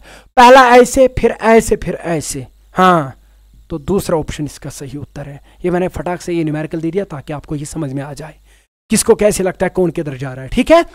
तो I think you got it. तो मुझे लगता है कि आप आगे चलेंगे, और आगे चलने के लिए मैं आपको यहां पर एक नया टॉपिक देता हूं, and that is called a Rain Man problem. अरे कुछ नहीं एंगल निकालना है, कुछ नहीं करना है, तो मैं इसको मिटा देता हूं। रेनमैन प्रॉब्लम, चलो रेनमैन प्रॉब्लम में कुछ नहीं करना, एंगल निकालना होता है, चलो वो भी निकाल के देंगे, बट मैं आपको पहले बता दूंगा कि मैं आपको एक क्वेश्चन पूछता हूं पहले, सिंपल सा क्वेश्चन। बताओ बारिश किधर गिरती है, किधर की ओर गिरती है? अगर आप निकले ना ऐसे बच्चे और आपने डायरेक्ट आंसर दे दिया तो आप फिजिक्स में बहुत बड़ी गलती करते हैं। बारिश किधर गिरेगा ये आप डिसाइड नहीं कर सकते, ये वो डिसाइड करेगा जो इस बारिश को एक्सपीरियंस कर रहा है, जिस पे ये बारिश पड़ रही है, ठीक है। तो अगर यहां पर आप स्क्रीन पे देखेंगे, ये बंदा जो है ये बैठा हुआ है, मतलब खड़ा है, रेस्ट में है। बारिश किधर गिर रही है इसके मुताबिक? नीचे की ओर, तो ये बोलेगा कि बारिश नीचे गिर रही है, इसलिए मैंने छाता ऊपर ओपन कर दिया, तो इसलिए मैंने ऊपर लिखा है direction of rain, direction of rain नीचे की ओर है। और यही बंदा जो रेस्ट में था, इसने अपना छाता उसके अपोजिट डायरेक्शन में खोला। तो ये चीज याद रखिए। रेनमैन प्रॉब्लम में मैं पहले एक रूल बता दूं आपको कि जो छाता होता है, यानी कि अंब्रेला जो होता है, it is always opened in the direction opposite to the relative velocity of the rain with respect to the man. Sir ये क्या बोला आपने? मैं बता दूं आपको मैंने क्या बोला। मैं ये बोल रहा हूं कि हम छाता किधर की तरफ खोलते हैं? हम छाता उधर की तरफ हमेशा खोलते हैं जिधर की तरफ हमें हमें हमें हमें किसी और को नहीं है, हमें रेन दिखे आते हुए उसके ठीक अपोजिट डायरेक्शन में। अगर मैं चल रहा हूं और बारिश जो है वो मुझे ऐसे लग रहा है, मुझे ऐसे लग रहा है गिर रहा है ऐसे, तो मैं ऐसे छाता उसके अपोजिट डायरेक्शन में खोल दूंगा। अगर मैं खड़ा हूं, मैं रेस्ट में हूं, मैं चल ही नहीं रहा हूं, रेन मेरे मुताबिक नीचे गिर रहा है, तो मैं उसके अपोजिट में छाता खोल दूंगा। मतलब छाता is always opened in the direction opposite to the direction of the rain, मगर किसके मुताबिक? With respect to the person, with respect to man. ये रेन और मैन प्रॉब्लम में पहला रूल आप याद रखिए। क्या रूल आप याद रखेंगे? कि rule here is a very beautiful rule. ये सबको पता है, कॉमन सेंस है, ये रूल नहीं है, कॉमन सेंस है, बट कॉमन सेंस यहां थोड़ा खेल खेलता है, ठीक है। क्यों? क्योंकि हमें लगता है कि हम उधर की तरफ छाता खोलेंगे जिधर बारिश गिरेगी, उसके ठीक अपोजिट। अरे गलत है, बारिश हमेशा नीचे गिरती है, हम छाता हमेशा ऊपर की ओर थोड़ी खोलते हैं। जब हम चलते तो फिर ऐसे रखते हैं, जब हम बड़ी तेजी के साथ चलते तो फिर ऐसे रखते हैं, जब हवा भी आएगी तो फिर थोड़ी ना ऐसे रखते हैं, फिर पता है आपको कि किस डायरेक्शन में रखते हैं। सर सही बात है, जैसा कि आपको यहां पर दिख रहा है। देखो अब बारिश अभी भी नीचे से गिर रही है, ऊपर से नीचे की ओर आ रही थी, बट बंदा खुद मोशन में है, बंदा खुद मोशन में है। तो जब वो मोशन में उसको लग रहा है कि बारिश मेरे चेहरे पे आ रही है, तो इसलिए उसने छाता अपोजिट डायरेक्शन में रखा, उसकी उल्टा डायरेक्शन में। इस टाइम बारिश यहां से नहीं गिर रही है, यहां से थोड़ी गिरेगी, कहां से आएगी? वो ऊपर से आती है, ठीक है। वो बट इस बंदे को ऐसा क्यों दिखा? तो इसलिए मैं आपको ये पिक्चर्स इसलिए लेके आ रहा हूं ताकि आपको क्लियर हो जाए कि कोई बोले कि बारिश किधर गिर रहा है और आप अचानक से जवाब देंगे, फटाक से जवाब देंगे नीचे गिर रहा है, गलत है। बंदे के मुताबिक ये डिसाइड होता है। हम कौन होते हैं? ऑब्जर्वर को बता। मैंने आपको बोला कि ऑब्जर्वर बोलता है कि किधर की ओर, जिधर की ओर उसको दिखे ना कि रेन गिर रहा है, उसके अगेंस्ट वो डायरेक्शन ये छाता को ओपन करेगा, ठीक है। यहां पर एक और एग्जांपल देखिए, देखो यहां पर क्या हो रहा है, सीधे रेन आ रही है, रेन तो ऊपर से आ रही है बट हवा इतनी तेजी के साथ आ रही है इधर की ओर, ये बंदा जा रहा है यहां से, ठीक है, ये यहां से जा रहा है। तो इसका मतलब ये कि जब ये यहां से जाएगा और वहां से आंधी भी आ रही है और ऊपर से पानी गिर रहा है, तो पानी नीचे नहीं गिरेगा, बारिश नीचे नहीं गिरेगा, वो डायरेक्ट इसको हॉरिजॉन्टली पड़ेगा। तो इसलिए छाता ऐसे खोला इसने। समझ में आया कुछ? तो इसका मतलब बारिश नीचे नहीं गिरता। हाँ, बारिश नीचे गिरता है। अगर आपको कोई बोले ना कि बारिश की डायरेक्शन किधर की ओर होती है, अगर आप चाहते हैं कि उसको मैं ऐसा जवाब दे दूं कि वो फिर कोई क्वेश्चन ना करे, तो फिर आपने बोलना है कि बारिश गिरता है नीचे की ओर with respect to ground. Ground के मुताबिक वो नीचे की ओर गिरता है, पर्सन के मुताबिक ये वैरी होता है। अगर आप बाइक पे होंगे, खुद बता, खुद सोच, क्या बाइक पे ये वाली सिचुएशन हो जाएगी? 100% हो जाएगी कि नहीं हो जाए? बिल्कुल हो जाएगी ये वाली सिचुएशन, क्योंकि आप बाइक पे जा रहे हैं, पानी तो नीचे गिर रहा है, बारिश तो नीचे गिर रहा है, बट आप अपनी वेलोसिटी इधर की ओर है, तो आपको इधर पानी गिरता हुआ दिखेगा, इधर आपको बारिश गिरता हुआ दिखेगा। समझ में आया? तो बारिश किधर गिरता है, ये एक सिंपल क्वेश्चन नहीं है, ये एक अच्छा क्वेश्चन है। बारिश उधर गिरता है जिधर ऑब्जर्वर को दिखे, दैट इज इट, ठीक है। तो हम नहीं कह सकते कि बारिश नीचे गिरता है, ये आम इंसान बोलेंगे आगे। तो we are physics student, so we should give a proper answer, an authentic answer. समझ में आया? बहुत अच्छा, ठीक है। चलो, यहां पर आपको लग रहा है कि बंदा खड़ा है, मोशन में नहीं है, तो पानी तो नीचे ही गिरेगा, तो इसके अपोजिट डायरेक्शन में इसने छाता खोला। तो यहां पर पता है बंदा आगे जा रहा है, जब बंदा आगे जा रहा है पानी नीचे गिर रहा है, बट उसको नहीं लग रहा है नीचे गिर रहा है, उसको ऐसे लग रहा है, तो इसलिए उसने अपोजिट डायरेक्शन में छाता खोला। बारिश नीचे गिर ही रही थी ग्राउंड के मुताबिक, मैं 3 बार बोला, तो इसलिए याद रखना, बारिश नहीं गिरती है नीचे, बारिश गिरती है नीचे विद रिस्पेक्ट टू ग्राउंड, ठीक है, ये चीज याद रखिएगा। और अगर कोई चलता हुआ इंसान होगा तो उसके लिए नीचे की तरफ नहीं गिरती है, तो उसके मुताबिक वो देखो कैसे होगा, तो वैसे जैसा कि यहां पर दिख रहा है आपको, ठीक है। चलो, तो पहला नोट क्या लिखेंगे आप यहां पर, क्या रूल लिखेंगे आप यहां पर कि अम्ब्रेला इज ऑलवेज ओपन। इसको हम हमेशा ओपन करते हैं, किधर की ओर? Umbrella is always open in the direction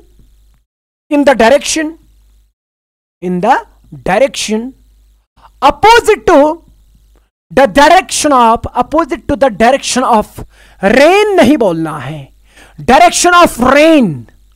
अगर इतना बोला ना आपने, ये 100% गलत स्टेटमेंट है, 100%। जबकि अगर आप बाहर बोलेंगे ना किसी को, वो बोलेगा नहीं सही है। जिसको फिजिक्स नहीं आती वो बोलेगा हाँ सही है, हाँ, हम हमेशा अम्ब्रेला को ओपन करते हैं in the direction opposite to the direction of rain.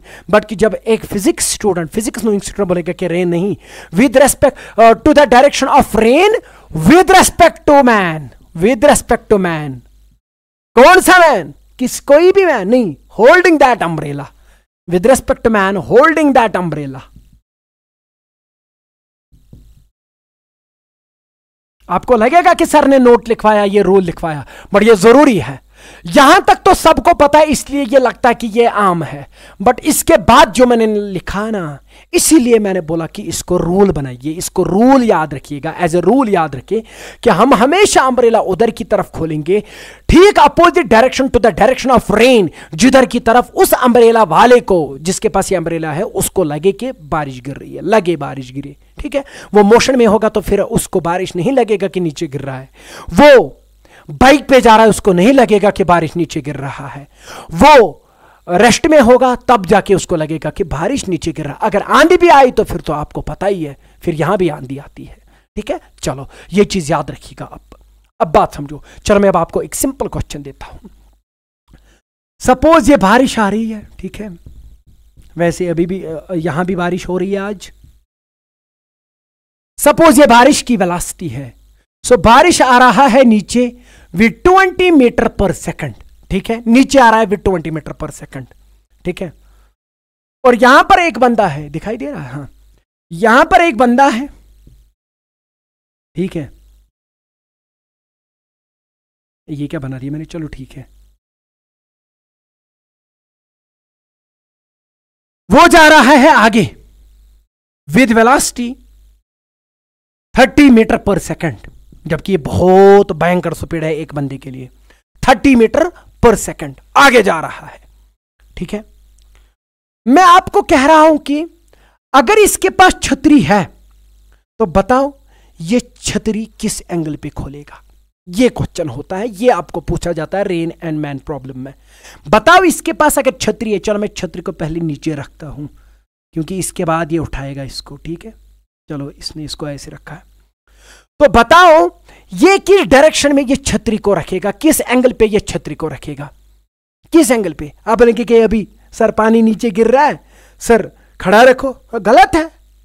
हम कौन होते हैं डिसाइड करने वाले, हमारे मुताबिक तो हम खुद रेस्ट में, तो इसलिए हमें लग रहा है पानी नीचे गिर रहा है। इसको बोलो, इसी बंदे को, क्योंकि मैंने बोला कि अम्ब्रेला उस डायरेक्शन में खोला जाएगा opposite to the direction of rain observed by that person. इस पर्सन को बोलो, इस पर्सन से पूछो कि बता रेन किधर गिर रहा है, ये बोलेगा कि मैं तब बता दूंगा। अब देखो मजा है इसमें, जब आप इस ऑब्जर्वर के साथ बात करेंगे, मैं इस ऑब्जर्वर को कहता हूं तुझे क्या लगता है किधर की तरफ बारिश गिर रही है, ये पहले मुझे बोलेगा कि मैं बता दूंगा बट पहले मुझे रेस्ट में आने तो दो, ठीक है। तो सिंपल जवाब है, सिंपल। अगर आपको ये समझ में आया ना तो इसको पैक करो, जो मैंने बात कही कि हम इस ऑब्जर्वर को हमेशा पूछेंगे बता रेन किधर गिर रहा है, ये वहां से जवाब देगा। इसका भी जवाब सुनो, बहुत अच्छा जवाब है कि मैं बता दूंगा कि बारिश किधर किस डायरेक्शन में गिर रही है बट पहले मुझे रेस्ट में आने तो दो।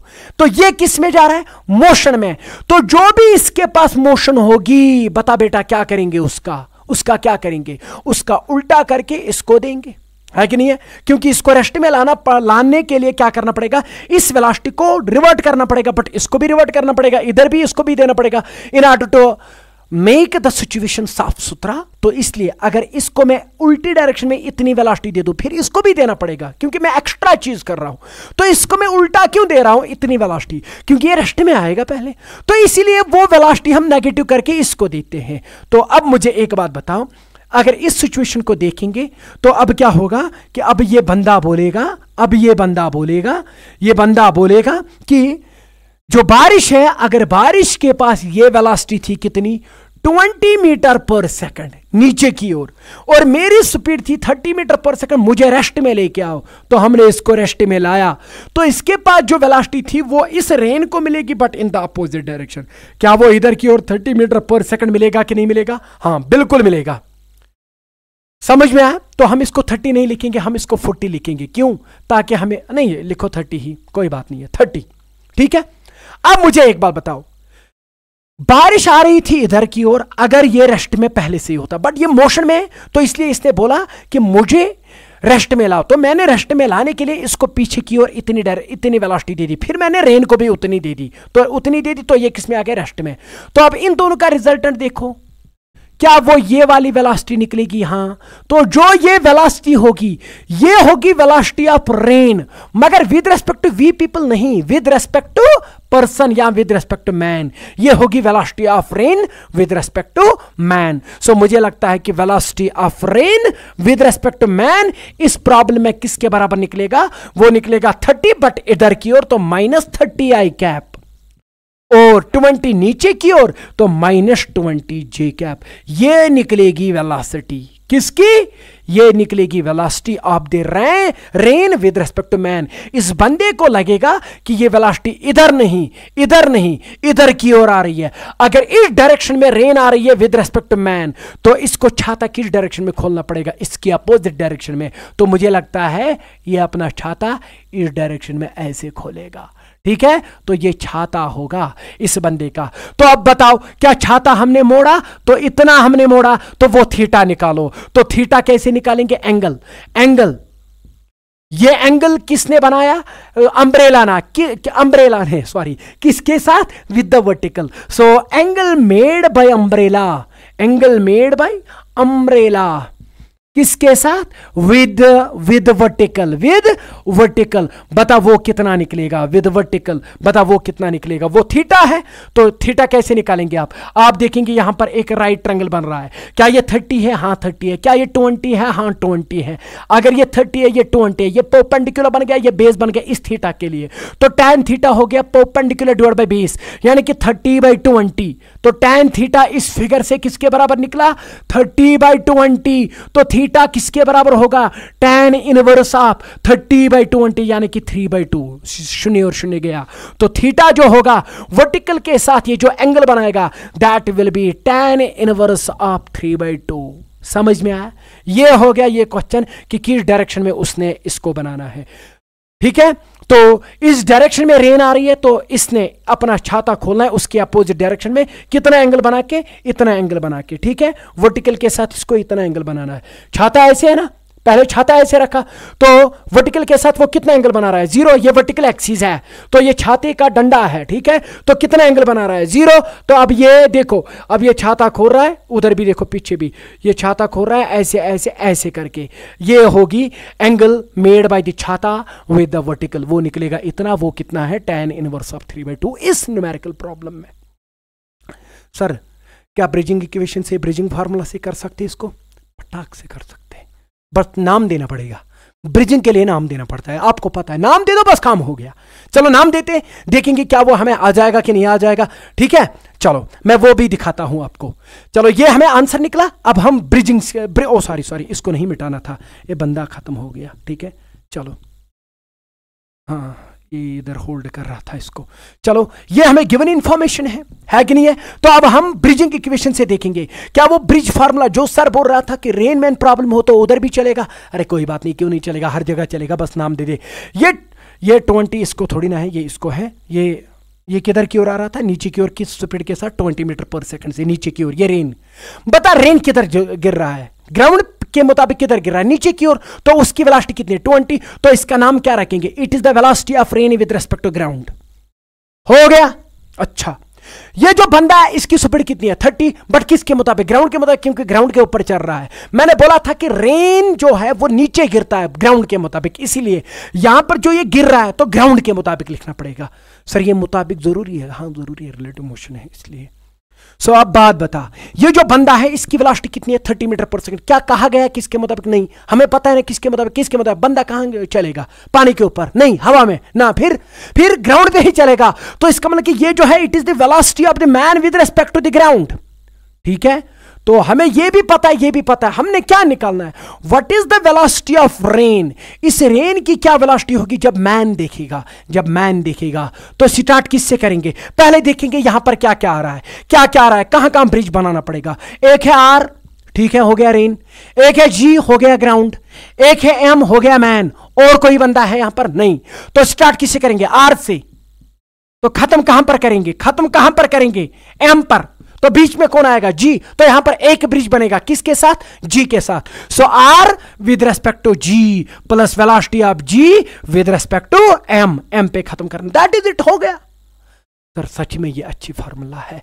मैं खुद को ही नहीं बोल रहा हूं, बट मैं आपके जज्बात सोच रहा हूं कि आपके जज्बात यही बोलते होंगे कि bridge formula is really the ultimate formula, जिसके बारे में बोला कि it is an ultimate formula. आप स्क्रीन पे देखेंगे अल्टीमेट फार्मूला, अगर आपको समझ में आ रहा हो तो अब मुझे एक बार बता, हो गया? तो आपने ये चीज देखा, तो देखो 2 सेकंड में आंसर आ जाएगा। तो what is the velocity of rain with respect to ground? Rain with respect to ground 20, but नीचे की ओर तो -20 जे कैप, क्योंकि नीचे की ओर। तो what is the velocity of G with respect to M? Velocity of G with respect to M, sir हमें velocity of M with respect to G है। अच्छा पता velocity of M with respect to G कितना है? 30 आई cap. तो G M क्या होगा? इसका उल्टा -30 आई कैप, यही होगा कि नहीं? तो मुझे लगता है कि velocity of rain with respect to man लिखेंगे हम, पहले आई कैप लिखते हैं, -30 आई कैप -20 जे कैप। देख बेटा, तो इधर देख, ये हमने ब्रिज फार्मूला से निकाला, ठीक है, और ये हमने कॉन्सेप्ट यूज करके वहां से निकाला। This is one and the same thing. बस एक चीज याद रखो, ब्रिज इक्वेशन याद रखो, आपको सब समझ में आ जाएगा। ठीक है, तो अगर विंड भी आ जाएगा क्या कर पाओगे? चलो वो वाला क्वेश्चन भी करेंगे। ठीक है, चलो आई थिंक 8:30 तक क्लास देंगे। ठीक है, चलो। तो मुझे लगता है कि ये सब आप नोट करिएगा, आपको इंशाअल्लाह रहमान मजा आ जाएगा। ठीक है, चलो अब यहां पर एक और चीज करेंगे। इसी तरह फ्लैग के साथ भी होता है, इसी तरह बिल्कुल। फ्लैग किधर फ्लटर करेगा बताओ, फ्लैग किधर फहरेगा? जिधर की ओर हवा होगी। नहीं नहीं नहीं, अब वो भाषा बंद करो। फ्लैग किधर फहरेगा? फ्लैग से पूछो, फ्लैग से पूछो। ठीक है, यहां पर फ्लैग से पूछो। यहां पर अगर आप देखेंगे ना तो आंधी इधर जा रही है, तो फ्लैग भी उधर ही फ्लटर कर रहा है। तो अगर आप यहां पर देखेंगे आंधी उड़ ही नहीं रही है, तो फ्लैग भी लटका हुआ है। तो अगर आप यहां पर देखेंगे, यहां पर बाइसिकल वाला जो भी है वो आगे जा रहा है, तो आगे जा रहा है बंदा, साइकिल पे बंदा आगे जा रहा है, उसके पीछे झंडा लगा हुआ है। झंडा किधर जाएगा? झंडा उधर जाएगा जिधर झंडे के मुताबिक हवा जाएगा। झंडा पीछे लगा हुआ है, डंडे के मुताबिक हवा किधर जा रहा है? पीछे, क्योंकि बंदा आगे जा रहा है। बंदा आगे जा रहा है तो ईयर किधर जा रहा है? पीछे। तो इसका मतलब यह है कि फ्लैग जो है ये फ्लटर, ये उधर की तरफ क्या करेगा? ये उधर की तरफ ओपन हो जाएगा, उधर की तरफ फेरेगा, जिधर की ओर ईयर जो है डंडे के मुताबिक चलेगा, डंडे के मुताबिक। क्योंकि हम नहीं बोलने वाले हैं इसका आंसर क्या होगा, डंडे से बात करेंगे, डंडे से, फ्लैग के डंडे से बात करेंगे कि उसको बोलेंगे कि बता फ्लैग किधर फ्लटर करेगा। अगर आपने उससे पूछा ना क्वेश्चन, तो वो डंडा बोलेगा मुझे रेस्ट में आने तो दो, उसके बाद में देखूंगा कि मेरे मुताबिक हवा किधर जा रही है, तो उसी के डायरेक्शन में क्या चलेगा, ये फ्लैग जो है फ्लटर करेगा। ठीक है, तो ये चीज समझ लीजिएगा। चलो कोई बात नहीं, ये चीज मुझे लगता है कि आपको समझ में आया होगा। चलो अब यहां पर क्या